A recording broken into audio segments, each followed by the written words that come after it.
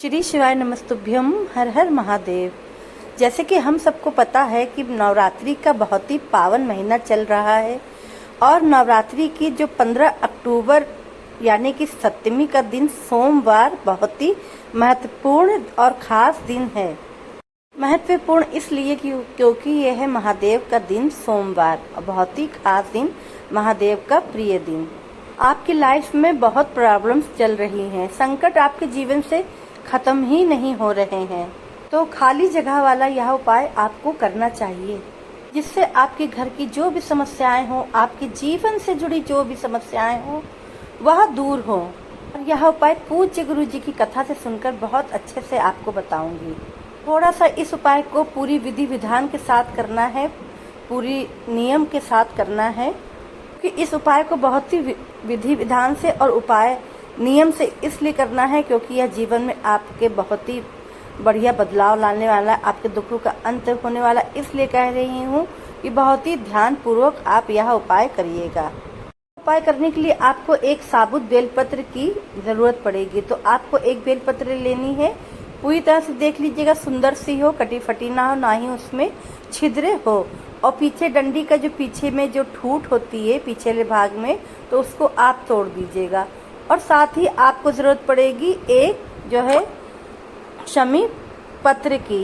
अगर शमी पत्र आप ना ले पाए, अगर आपके आसपास कहीं नहीं है शमी पत्र, तो मेरे भाई बहनों से मैं यही कहना चाहूँगी, तो वो शमी पत्र के बदले आप जो है एक चावल का दाना ले सकते हैं। उसके बाद आपको लेना है एक तांबे का लोटा और उसमें जल भर लेंगे। जल आपको अपने घर से ही लेना है और फिर उसमें कुछ भी नहीं डालना है। अब आपको पहुंच जाना है भोलेनाथ के मंदिर। यह अगर आप मंदिर नहीं कर सकते हैं जाके उपाय यह, तो अगर आपके घर में शिवलिंग विराजमान है तो आप यह उपाय अपने घर के मंदिर में भी कर सकते हैं। शिवलिंग के पास आपको दक्षिण दिशा की तरफ बैठना है। दक्षिण दिशा की तरफ आप बैठेंगे, फेस आपका रहेगा उत्तर दिशा की ओर। इस तरह से जलाधारी देखिए, आप देख सकते हैं, जलाधारी के ठीक विपरीत आपको बैठना है।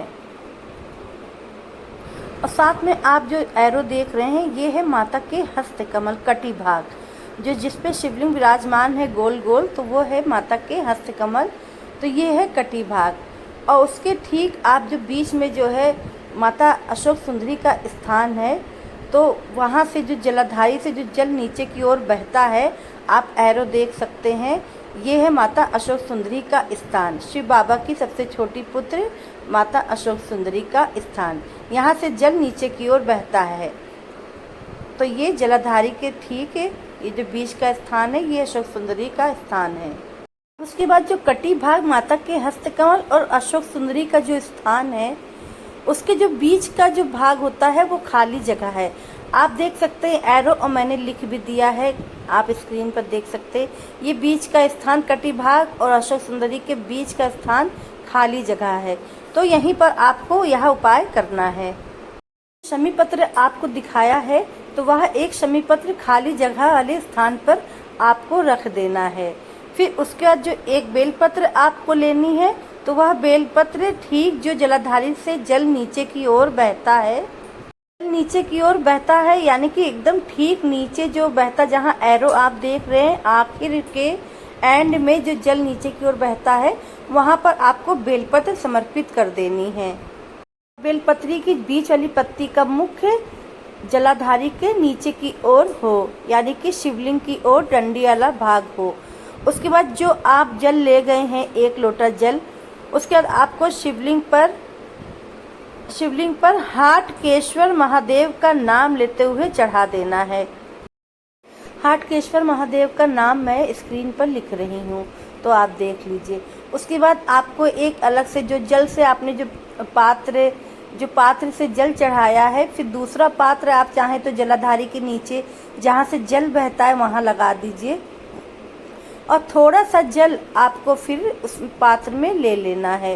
यानी कि जो शिवलिंग पर आप जल चढ़ाएंगे, तो फिर उसके बाद जलाधारी के ठीक नीचे आपको जल का पात्र रखना है, और थोड़ा सा जल लेकर आप अपने घर में आ जाएंगे। और अपने घर के कोने कोने में, वॉशरूम को छोड़कर अपने घर के कोने कोने में, हर रूम में आपको वह जल का छिड़काव करना है।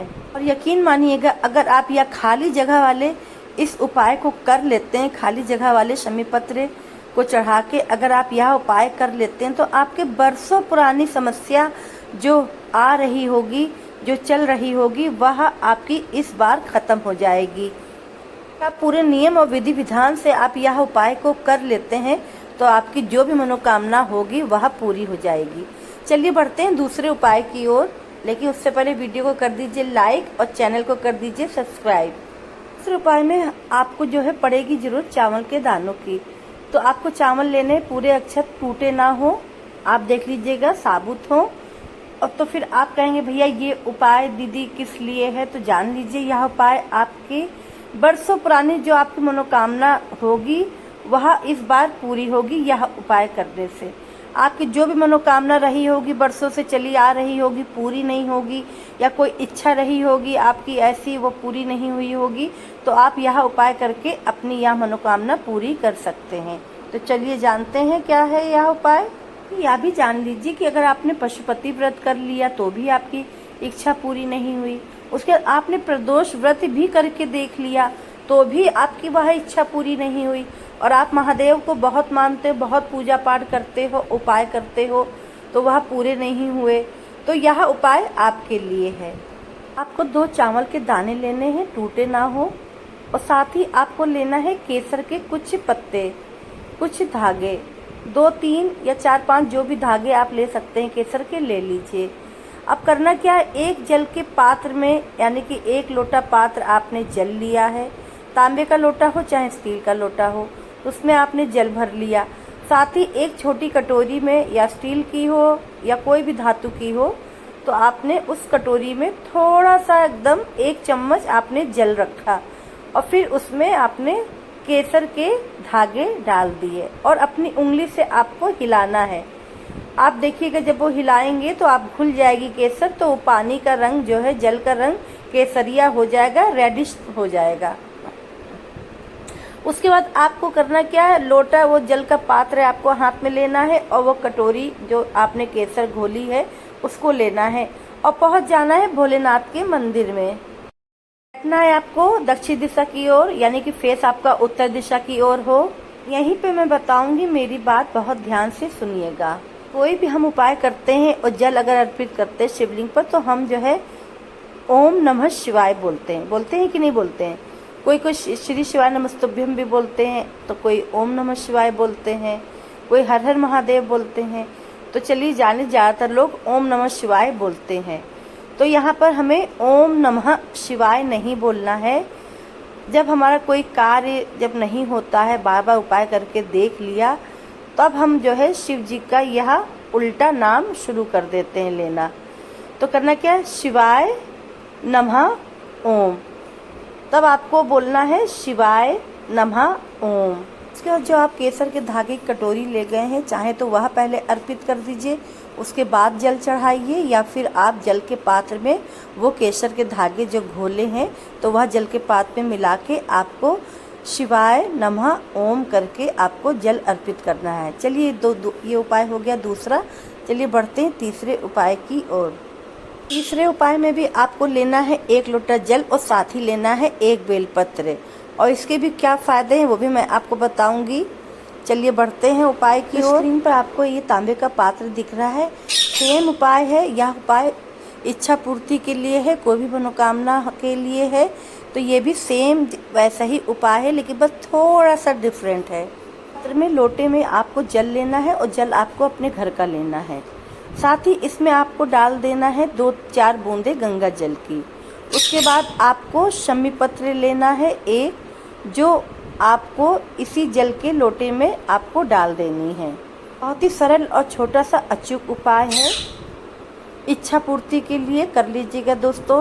और फिर उसके बाद यह लोटा आपको अपने घर में एक मंदिर के स्थान पे या कहीं अच्छे साफ सुथरे स्थान पे रख देना है आधे घंटे के लिए, यानी कि 30 मिनट के लिए आपको ये जल का पात्र ऐसे ही रखे रहने देना है। उसके बाद आपको जल का पात्र आधे घंटे बाद उठाना है और पहुंच जाना है बेल वृक्ष के नीचे। बेल वृक्ष के नीचे आपको पहुंच जाना है। यह उपाय आपको बेल वृक्ष के नीचे करना है। के नीचे आपको यह जल समर्पित करना है और जल समर्पित करते समय हम लोग जैसे बोलते हैं ना कि ओम नमः शिवाय, ओम नमः शिवाय, तो इस बार आपको ओम नहीं बोलना है। अगर आप यह उपाय स्त्री कर रही हो या पुरुष कर रहे हो, दोनों में से कोई भी कर रहा हो, तो आपको ओम नहीं बोलना है, नमः शिवाय बोलना है। तो जल आपको धीमे धीमे आपको शमी पत्र वाला पूरा जल बेल वृक्ष के नीचे आपको समर्पित कर देना है, नमः शिवाय करके। नमः शिवाय बोलना है, ओम नमः शिवाय नहीं। जो भी मनोकामना है, जो भी इच्छा पूर्ति की मनोकामना, उसका स्मरण करते हुए वो आपको कह देना है और जल समर्पित कर देना है।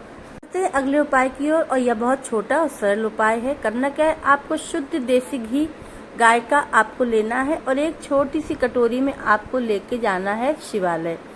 शिवालय में आपको जो माता अशोक सुंदरी के स्थान पर, शिवलिंग के जो माता अशोक सुंदरी का स्थान है, वहां पर अपनी उंगली से आपको, अनामिका उंगली से आपको 7 बिंदी लगा देनी है। श्री शिवाय नमस्तुभ्यम बोल के या हर हर महादेव बोल के, और जो भी आपकी जो भी मनोकामना है, जो भी इच्छा है, वह आपको कह देनी है। उसके बाद आपको 1 लोटा जल शिवलिंग पर अर्पित करना है। और यह उपाय उन लोगों के लिए है जिनके घर में लड़ाई कलह बहुत ज्यादा हो और आपसी मनमुटाव, आपस में लोग लड़ रहे हो, तो यह छोटा सा उपाय है आपके लिए। देसी घी का 7 बिंदी अशोक सुंदरी के स्थान पर चढ़ा के आपको जल समर्पित करना है श्री शिवाय नमस्तुभ्यम या हर हर महादेव के नाम से। अब आपने जल का जो पात्र ले गए थे, जल चढ़ा दिया। उसके बाद आपने जो घी से जो 7 बिंदी लगाई थी, फिर वही आपको अपनी उंगली से वह बिंदी जो, यानी कि पूरी 7 बिंदी का घी आपको अपनी कटोरी में उठा लेना है और अपने घर वापस आ जाना है।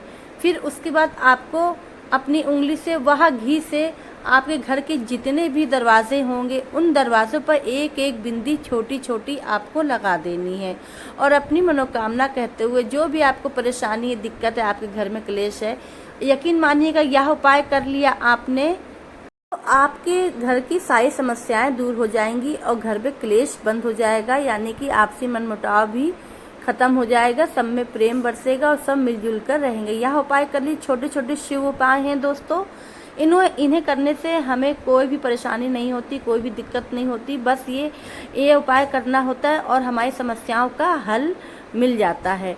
और इन छोटे छोटे उपाय करने से हमारा घर में जो खुशहाली आती है और रोग मुक्ति भी दूर होती है, जो भी बाधाएं होती हैं वो मुक्त हो जाती हैं। शिव उपाय हैं, शिव पुराण के उपाय हैं, गुरुजी द्वारा बताए गए उपाय हैं। ये कोई मनगढ़ंत उपाय नहीं है या फिर अपने आप से बनाए गए उपाय नहीं है, या ये टोना नहीं है, या टोटका नहीं है, या जादू नहीं है। ये सिर्फ शिव उपाय है, शिव पुराण के उपाय है। ये उपाय मैं गुरुजी द्वारा सुनती हूँ, वही उपाय आप सबको बताती हूँ। चलिए दोस्तों, फिर मिलते हैं नए उपाय के साथ, नई जानकारी के साथ। तब तक लिए श्री शिवाय नमस्तुभ्यम, हर हर महादेव।